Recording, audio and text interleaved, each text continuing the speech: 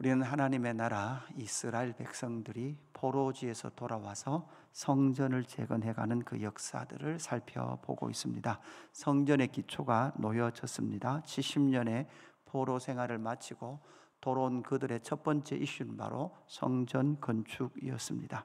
그래서 바사왕 고레스로부터 다리오 왕까지 성전 건축을 방해했다라는 내용이 이어지고 있습니다. 그래서 오늘 본문에 보면, 어제 본문과 연결해서 보면 4장 1절에서부터 6절까지 이제 6절 결국은 성전 고레스로부터 5절이죠. 고레스로부터 바사왕 다리오가 즉위할 때까지 이렇게 기록이 돼 있고, 오늘 24절로 오면 이에 예루살렘에서 하나님의 성전 공사가 바사왕 다리오 제2년까지 중단되었다, 이렇게 기록하고 있음을 통해서 성전 공사가 중단되어 있다라는 내용으로 이어진다면, 이제 6절 7절로 이어지는 그 중간에 많은 긴 본문들은 성전 건축이 아니라 성읍, 성곽을 건축하는, 그래서 그 바벨론으로 돌아오는 2차, 3차 포로 귀환 백성들과 연결되어 있는 내용이 혼재되어서 등장하고 있다라고 보셔야 합니다. 그래서 성읍, 성곽 재건이 중간에 끼어 있는 그런 구조를 하고 있습니다. 그래서 고레스와 다리오까지가 성전 재건과 관련이 되어 있고, 아소에로, 아닥사스다 이렇게 넘어가면서 이제 2차, 3차 포로 귀환 백성들의 성읍 재건, 예루살렘 성곽을 재건하는 내용과 함께 연결되어 있다라고 볼 수 있습니다. 성전을 재건합니다. 성읍과 성곽, 예루살렘 성곽을 재건하게 됩니다. 특별히 이 성읍, 성곽을 재건하는 것은 그 역사적 상황에 보니까 애굽의 메가비조스라는 사람의 반역이 있었습니다. 그러니까 바벨론, 페르시아, 특별히 페르시아의 반역에 의해서 페르시아를 반역하고 애굽의 메가비조스가 다시 반란을 일으키면서 바로 페르시아를 공격하면, 여러분 애굽이 힘을 얻어서 페르시아를 공격하면 가장 먼저 만나는 성이 어딘가? 바로 예루살렘 성입니다. 예루살렘까지가 지금 누가 다스리고 있습니까? 페르시아가 다스리고 있거든요. 그러니까 애굽이 다시 페르시아를 공격하는 첫 번째 성이 예루살렘 성이에요. 그래서 이것 때문에 예루살렘 성이 다시 무너지게 되고, 다시 그 성읍을, 예루살렘 성을 잘 중건해야만 누구를 방비할 수 있습니까? 페르시아 입장에서 애굽을 방비할 수 있는 이런 군사적 요충지가 되기도 하는 지역이 바로 예루살렘입니다. 그러나 우리가 알듯이 포로 귀한 백성들이 돌아와서 성전을 재건하고 성읍, 예루살렘 성을 재건하는 이유는 무엇입니까? 바로 하나님의 나라의 회복을 상징하고 있는 거죠. 하나님의 나라 이스라엘과 그 예루살렘 성전과 성읍이 회복되어야만 이 예루살렘에서 하나님 앞에 하나님의 왕권을 인정하는 예배를 온전히 드려야만 이스라엘이 복받을 뿐만 아니라 누구도 복받습니까? 모든 민족이 복을 받게 되는 거예요. 하나님의 나라인 거죠.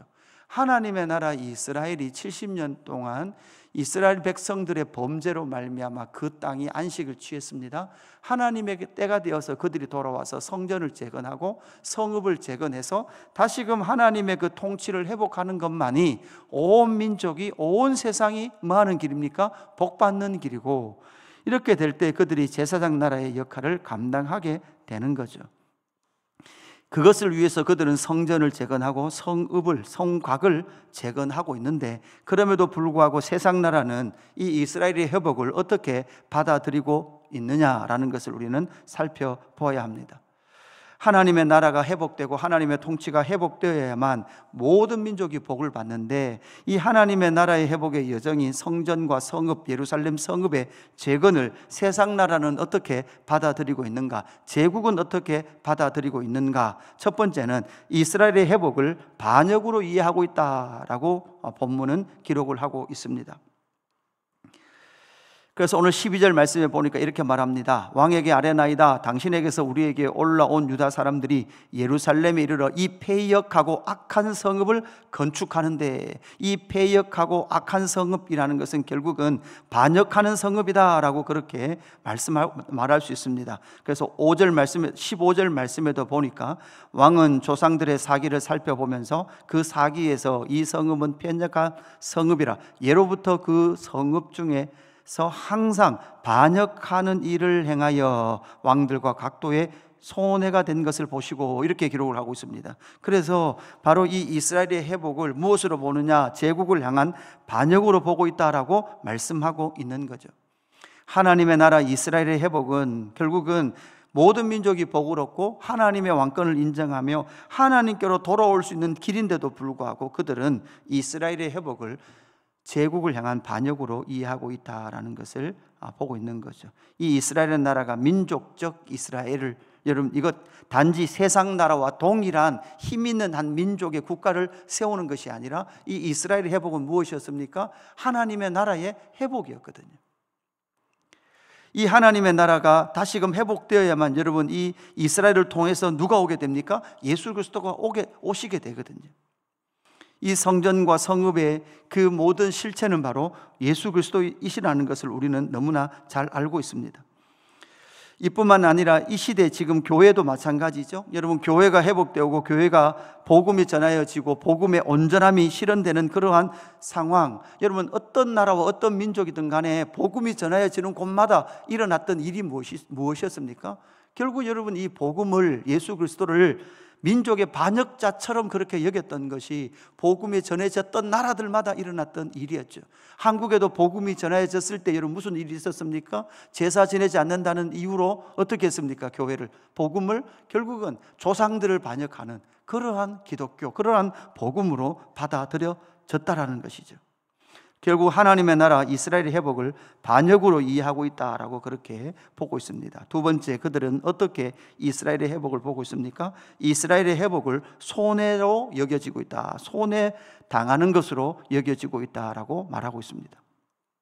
13절 보면 이렇게 말합니다. 이제 왕은 아시옵소서. 만일 이 성읍을 건축하고 그 성곽을 완공하면 저 무리가 다시는 조공과 관세와 통행세를 바치지 아니하리니 결국 왕들에게 손해가 되리이다, 이렇게 말을 하고 있습니다. 그러면서 14절, 우리가 이제 왕궁의 소금을 먹음으로, 왕궁의 소금을 먹는다는 것은 당시에 그죠, 임금을, 급여를 소금으로 주었기 때문에 왕의 급여를 받고 있는 이런 의미가 되겠죠.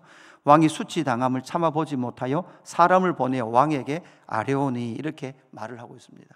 사실 그들은 지금 그들의 수치라기보다는 그들 마음대로 되지 않는 상황 때문에 지금 이러고 있는 거죠. 그러나 지금 이 황제에게 만약 이스라엘이 회복되면 조공과 관세와 통행세를 바치지 않음으로 말미암아 당신이, 왕이 손해보게 될 것입니다, 이렇게 이야기를 하고 있는 거죠. 결국 이 조공, 관세, 통행세 이런 것들은 앞으로 페르시아, 헬라, 로마로 이어지면서 계속해서 일어나는 것은 무엇입니까? 이 로마로에 이르기까지 계속해서 속국을 다스리는 방법을 이제는 돈, 그러니까 세금으로 통제를 합니다. 세금을 걷어감을 통해서 그들이 로마 제국의 말을 들을 수밖에 없도록 만들어 버리는 거죠.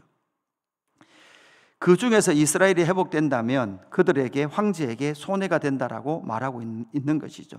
결국 이 제국의 역사는 어떤 역사입니까? 돈의 역사입니다. 이 세상은 언제나 돈 중심으로 돌아갑니다.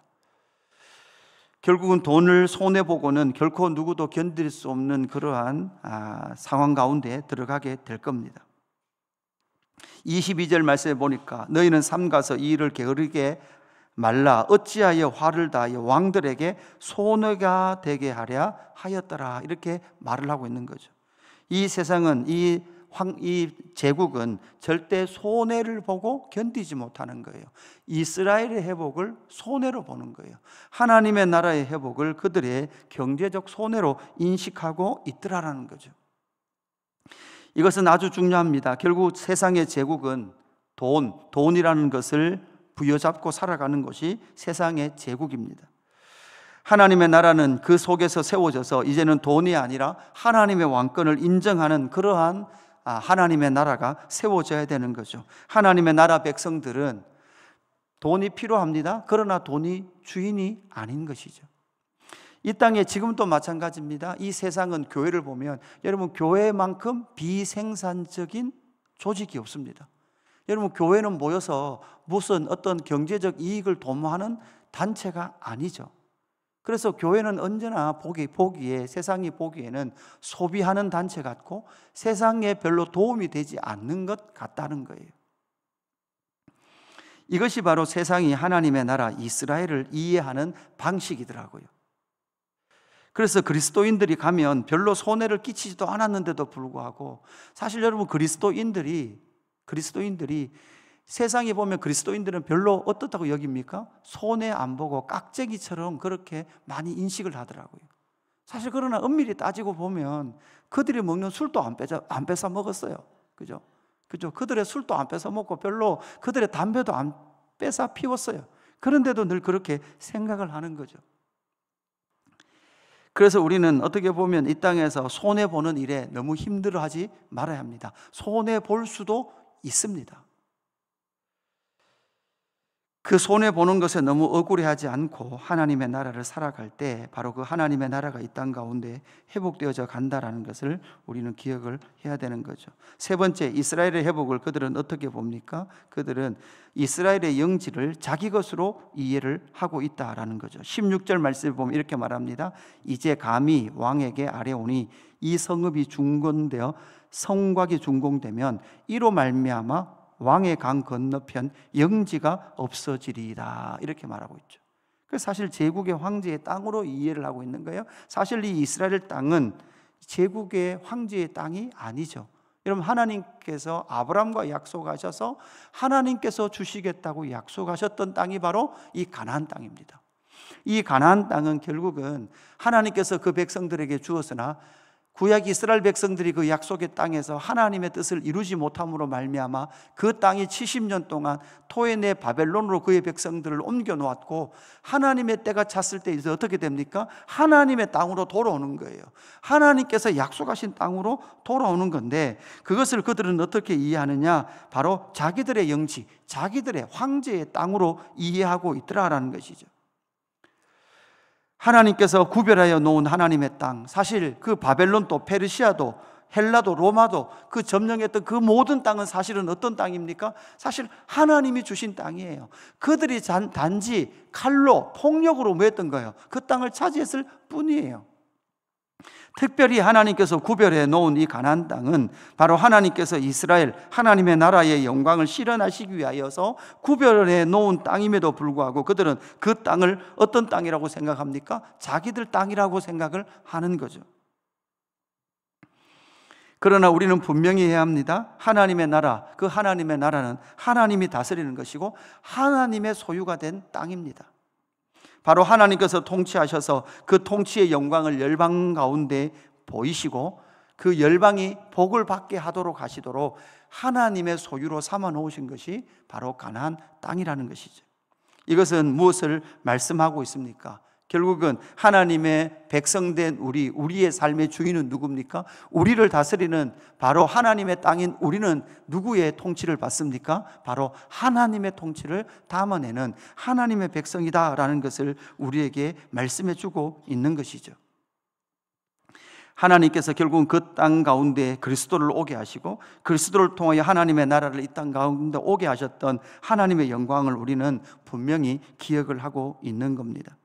오늘 우리는 이 말씀을 통해서 세상 나라가 하나님의 나라, 제국의 관점이 과연 이스라엘의 회복, 하나님의 나라의 회복을 그들은 어떻게 보고 있는지, 그들이 오해하고 있고 그들이 잘못 생각하고 있는 이것으로 말미암아 교회의 2000년 역사는 각 나라로부터 무엇을 했습니까? 박해를 당했습니다. 많은 순교자가 났던 것이 바로 복음을 전했을 때, 각 나라에 복음이 들어갔을 때 일어났던 일이었다라는 사실을 기억하며 오늘 이 하루도 바로 하나님께서 우리의 회복, 하나님의 나라의 회복을 통해서 하나님의 영광을 이 땅 가운데 나타낼 때 온 민족이, 온 열방이 하나님의 복을 받게 되는 그것을 믿고 오늘 이 하루도 하나님의 백성으로 힘있게 살아가는 저와 여러분의 삶이 되기를 주님의 이름으로 축복합니다. 하나님 아버지 감사합니다. 하나님께서 우리에게 주신 하나님의 나라, 하나님의 나라의 그 회복, 성전의 회복과 성곽의 회복을 통하여서 하나님의 나라가 회복되어지는 영광을 보고 있습니다. 그럼에도 불구하고 세상 나라는 이것을 원하지 않습니다. 끊임없이 그것을 원하지 않고 박해하고 있는 이 모습이 오늘을 살아가고 있는 우리의 삶 가운데서도, 저 이스라엘 땅 가운데서 일어나고 있고 복음이 전하여지는 곳에도 일어나고 있는 이러한 동일한 모습을 바라보게 됩니다.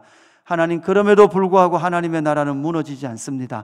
반드시 회복될 겁니다. 땅 끝까지 교회가 세워질 것이며 예수 그리스도께서 이 땅 가운데 우리에게 주신 하나님의 나라의 복음이 전하여질 줄로 믿습니다. 때로는 거부가 있고 때로는 박해가 있음에도 불구하고, 그럼에도 불구하고 복음을 전하며 하나님의 나라의 영광을 선포할 때 모든 민족이 복을 받게 될 줄로 믿습니다.